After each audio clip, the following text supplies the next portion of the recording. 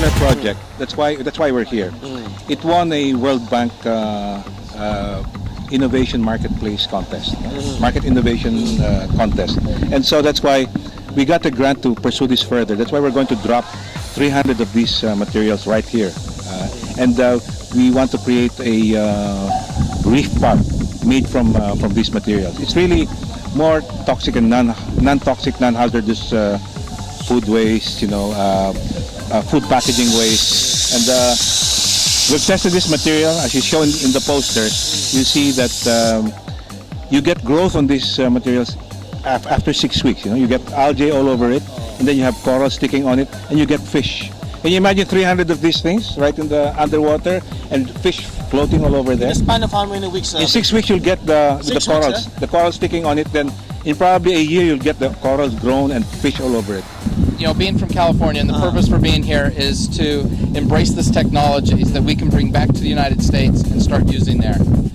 The inventor, Harry Kremnitz, is phenomenal, and working with the group here in the Philippines has just been amazing.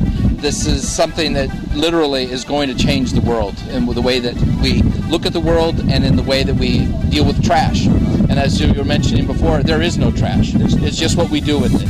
There's no such thing as waste if you know how to use it. Exactly. And it's just educating people out there into what we need to do. And it's these types of things that we're doing here today that are, educational, but it's also demonstrating that it can be done. The technology exists today, and we should be embracing it without having to worry too much about the some of the concerns like, you're putting trash into the the sea again. The sea, which we just pulled out some today. right.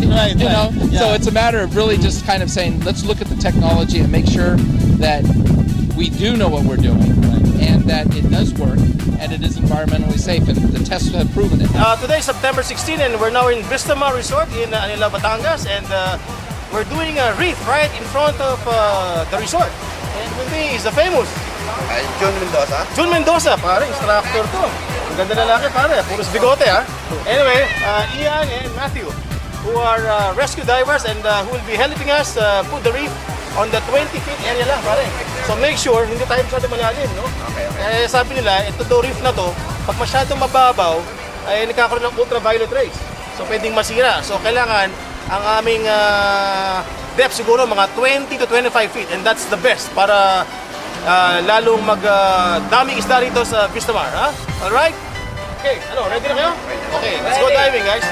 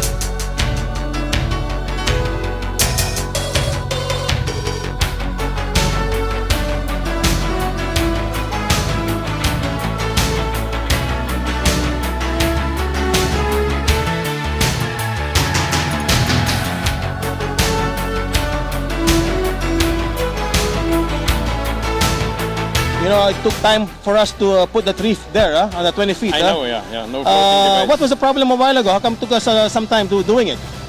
There was actually no problem, but if you're doing something like this, where you're taking actually materials recovered from the beach or from underwater, and you're converting it in a product what you're bringing back to the water, you have to secure this is environmentally and human safe, and it's beneficial for the marine life and not destructive again. So we made the last 2 years marine life tests, and the last 10 years sweetwater and saltwater testings, with laboratories, with microbiological institutes, with other things together in foreign countries, but specially based here. And we have now the proof it works. We have a very quickly growth, and we saw the opportunity to give fishermen back new jobs about them if they clean the coastline, because it's sometimes difficult to access. So we can actually convert the trash in with their help, and then they start with the scuba diver organizations together to make underwater gardens, to make artificial reefs, or to implement marine life where the marine life was destroyed. What do you think of that, idea? That's a very unique idea. It will solve our garbage problem. It will create jobs for the people. This is a fantastic project. I congratulate those people who has ever conceived this kind of project. Galing, ano? Imagine, if ever we can do this in all the cities, towns, and barangays, there will be no more trash. Yeah. Everything will be converted into a reef. Maraming salamat. Sino si Matthew? Matthew, Ian, and June. Kanya, galing niya, pare. Ano bang ginawa niyo? Bakit medyo natagalan ng konti? Ano ba naging problema lang kanina? Ang naging problema lang kanina kasi hindi natin pwedeng i-release kagad yung air kasi baka mabasag, bigla siyang babagsak eh. So dahan-dahan natin i-release yung air para dahan-dahan naman siyang bababa. Sira, tapos sayang naman kung masira, di ba? Kaya kailangan bagsak para smooth yung lapat niya, sakto-sakto. O ano ngayon ang feeling niyo na meron kayong nagawang contribution, pare? Especially today, September 16th, supposedly clean up day ngayon eh. Instead of clean up, nag-build tayo ng reef. Very proud na nakatulong tayo i-build yung reef natin. At siyempre, nakasama kami sa Diving Unlimited. Okay, pare, ito naman. Sa ilalim ng dagat, yan po ang #1 playground naming mga diver. Kaya kung meron mang dapat unang mga laga niyan, kami dapat kasi mag-enjoy yan. I will always do it for free kung para sa pangangalaga ng ating kalikasan.